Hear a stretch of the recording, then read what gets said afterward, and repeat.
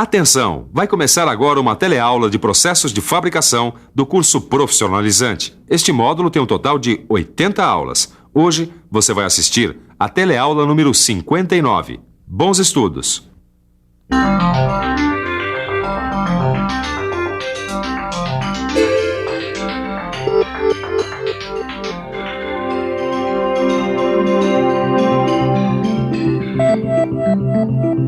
Eis aí o resultado de uma boa usinagem.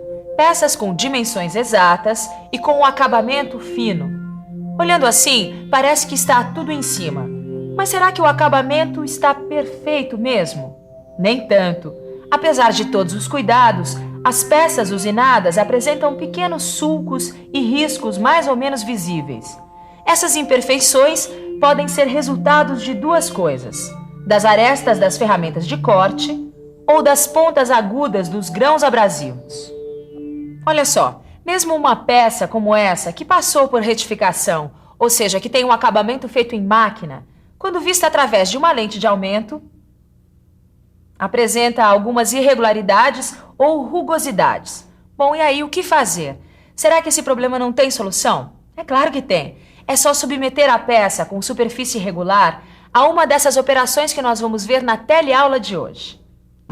Nessa teleaula você vai aprender o que é brunimento, lapidação e polimento. Completando essas operações especiais que nós vamos ver hoje, tem ainda o superacabamento e a rodagem. É bom deixar claro que todas essas operações têm a finalidade de eliminar o máximo possível as irregularidades. Muito bem, está na hora de aprender. Olho vivo que a nossa teleaula está começando. Você sabe o que é o brunimento? O brunimento é um processo mecânico de usinagem por abrasão, muito usado no acabamento de peças. Como você já sabe, abrasão é o desgaste feito por atrito, como o ato de lixar, por exemplo. Normalmente, o brunimento é feito com uma ferramenta de abrasão, chamada brunidor. Observe que o brunidor é formado por segmentos de material abrasivo montados em grupos. No processo de brunimento, enquanto o brunidor gira e simultaneamente se movimenta para cima e para baixo, os segmentos abrasivos vão desgastando, isso é, brunindo a parte interna da peça. Veja nesse desenho em corte como as coisas acontecem. A ferramenta tem um dispositivo que pressiona os segmentos abrasivos contra as paredes internas da peça. O brunidor gira lentamente, enquanto faz o movimento de sobe e desce. A diferença em relação à retificação fica por conta da velocidade de rotação, que no caso do brunimento é menor, e também da pressão entre as superfícies, que no brunimento é maior. Velocidade menor, pressão maior, resultado: uma superfície muito próxima da perfeição, lisinha. É isso que o alojamento do êmbolo deste compressor está precisando. Eu vou mandar fazer um brunimento nele, depois troco os anéis e esse compressor vai ficar novinho em folha.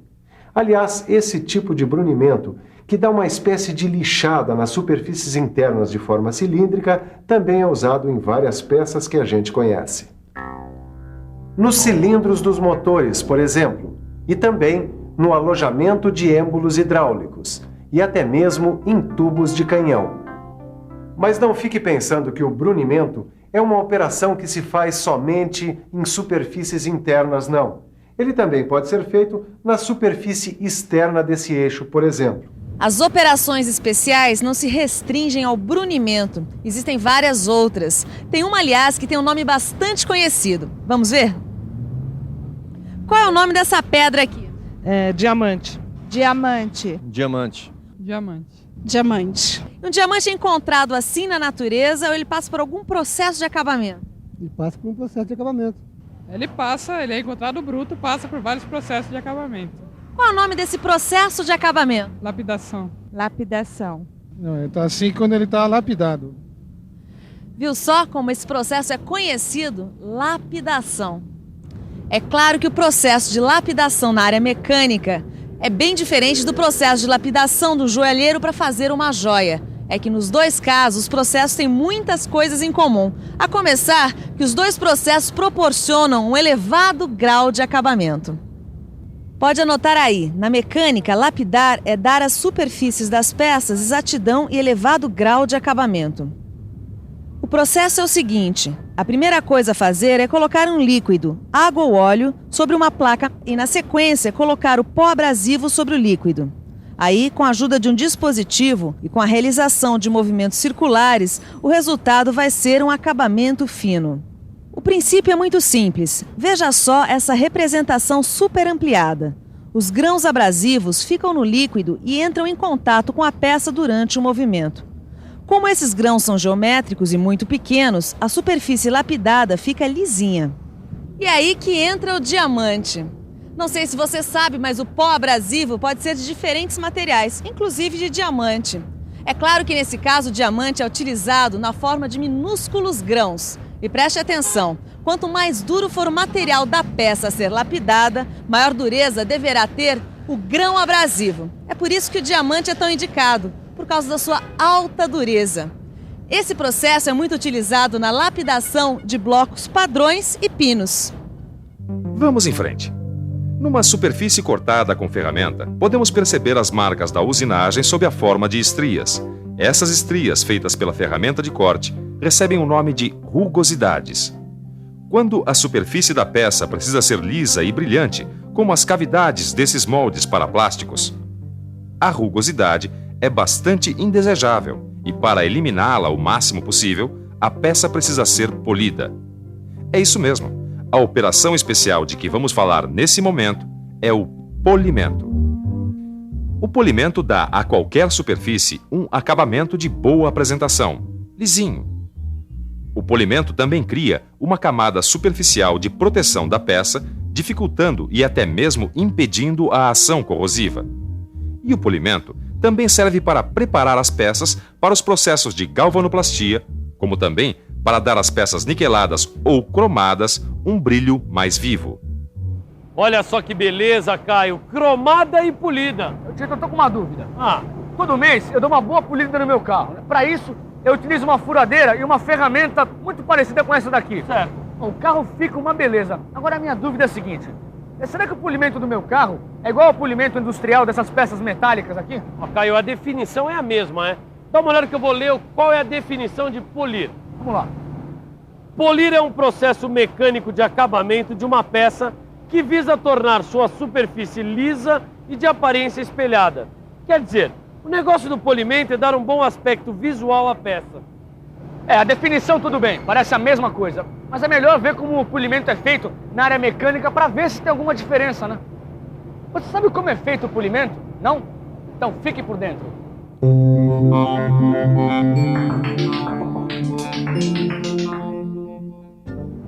Discos de escova e feltros abrasivos.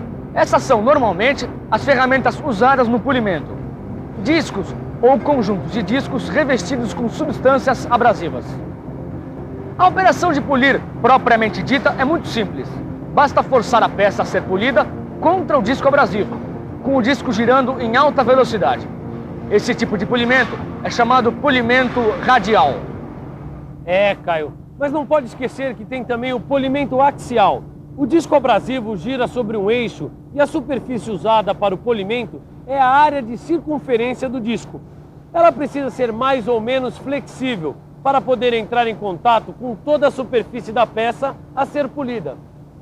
Opa, então é esse tipo de polimento que eu faço, o axial. E essa aqui, é a parte que entra em contato com o carro. Na verdade, Caio, o que faz é muito mais do que um enceramento. Porque no caso do polimento, a superfície da peça vai se desgastando até ficar homogênea e lisa. Eu não estava lembrando disso não, Tito. No polimento, a superfície da peça já é desgastada. Agora, já pensou se fosse polir mesmo o meu carro? A pintura dele é pro beleléu. Agora, eu gostei de ver, hein? Você guardou mesmo os princípios do polimento. E você, sabe quais são os princípios do polimento? Então fique por dentro. Princípios do polimento. Para fazer o polimento, apoia-se a peça sobre a ferramenta abrasiva, que deve girar entre 45 e 50 metros por segundo. Neste contato, a superfície da peça perde material, de acordo, é claro, com a granulação do abrasivo utilizado. O polimento pode ser feito com discos abrasivos ou ainda através de lixas, pó ou bastão abrasivo. O disco abrasivo pode ser feito de madeira, feltro ou tecido, agindo sempre como um rebolo, por meio de suas superfícies planas ou cilíndricas. O abrasivo que recobre essas superfícies é colado ou fixado com adesivos. Você pode até não saber, mas o polimento é muito útil para que a gente tenha à mão produtos de qualidade. Os produtos plásticos, por exemplo, para serem feitos, eles precisam de moldes. E esses moldes precisam ser muito bem polidos para que os produtos fiquem perfeitos. Em muitos casos, pode até ser um polimento manual. O polimento manual é feito com lixas, pó ou bastão abrasivos, todos eles com uma granulação muito fina. Por ser manual, esse polimento exige uma habilidade muito grande do polidor, que além disso, deve ter senso crítico, pois é disso que depende a qualidade do produto.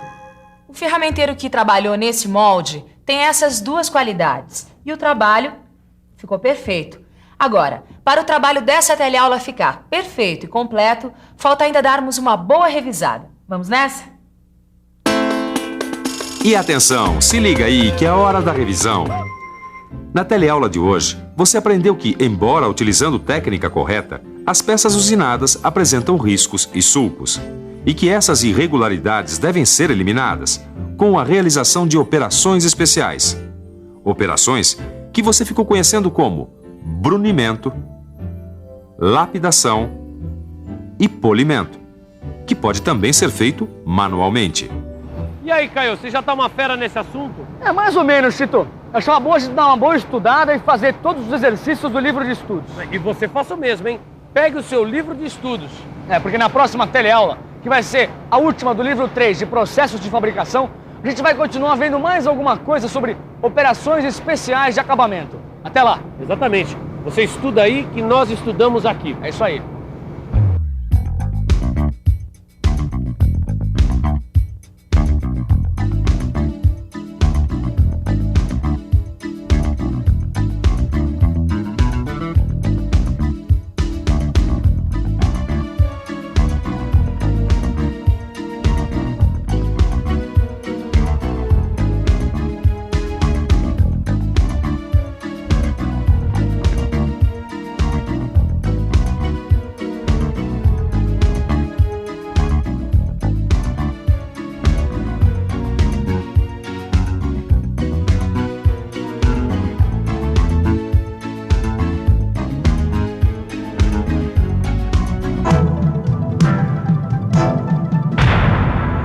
Telecurso 2000, um programa de educação do Sistema Fiesp e da Fundação Roberto Marinho.